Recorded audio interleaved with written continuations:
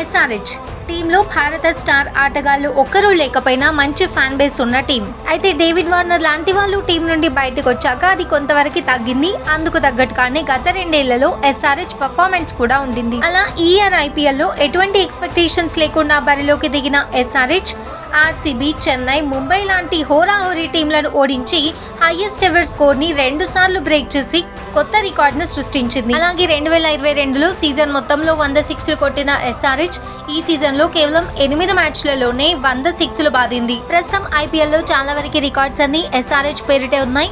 SRH players కూడా 300 పరుగులు చేయడమే తమ లక్ష్యమని తెలిపారు. గత 2-3 ఏళ్లలో ఎస్ఆర్హెచ్ పర్ఫార్మెన్స్ చూసి డిసప్పాయింట్ అయిన ఫ్యాన్స్ అందరూ వేరే టీమ్స్ కి షిఫ్ట్ అయిపోయారు.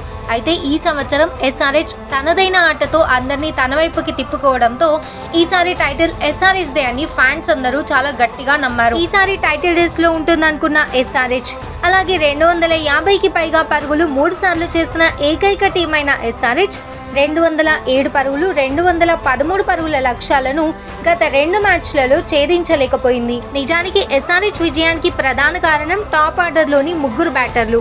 అలాగే గత 2 మ్యాచ్లలో ఘోరంగా విఫలమవ్వడానికి ప్రధాన కారణం కూడా ఈ 3 బ్యాటర్లు విఫలమవ్వడమే. ఎలాంటి ఒత్తిడి లేకుండా స్వేచ్ఛగా ఫస్ట్ బ్యాటింగ్ చేయమంటే Travis head, Abhishek Sharma, Heinrich Klaasen లాంటి వాళ్ళు విధ్వంసం సృష్టిస్తున్నారు.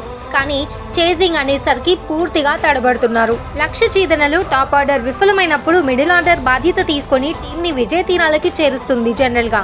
కానీ ఎస్ఆర్హెచ్ లో అది మిస్ అవుతుంది. చేజింగ్ లో నితీష్ రెడ్డి, మార్క్రమ్, అబ్దుల్ సమద్ లాంటి వాళ్ళ మార్క్ అయితే కనిపించట్లేదు. ఈ సీజన్ లో టీం పరంగా పంజాబ్ పూర్తిగా విఫలమైనప్పటికీ పంజాబ్ బౌలర్లు మాత్రం చాలా బాగా ఆడారు. కానీ ఎస్ఆర్హెచ్ విషయానికి వస్తే ఎస్ఆర్హెచ్ బౌలర్లు పూర్తిగా చేతులెత్తేస్తున్నారు. పాయింట్ల పట్టికలో ప్రస్తుతం 4వ స్థానంలో ఉన్న ఎస్ఆర్హెచ్ ఈ 2 ఓటముల నుండి నేర్చుకోకపోతే మాత్రం చాలా కష్టమవుతుంది. మరి ఈ విషయం పైన మీ ఒపీనియన్ ఏంటి అన్నది కామెంట్ సెక్షన్ లో కామెంట్ చేయండి. అలాగే ఐపీఎల్ రెగ్యులర్ అప్డేట్స్ కోసం వీడియోని లైక్ చేసి మన ఛానల్ ని సబ్స్క్రైబ్ చేసుకొని ఆ పక్కనే ఉన్న బెల్ ఐకాన్ ని యాక్టివేట్ చేసుకోండి.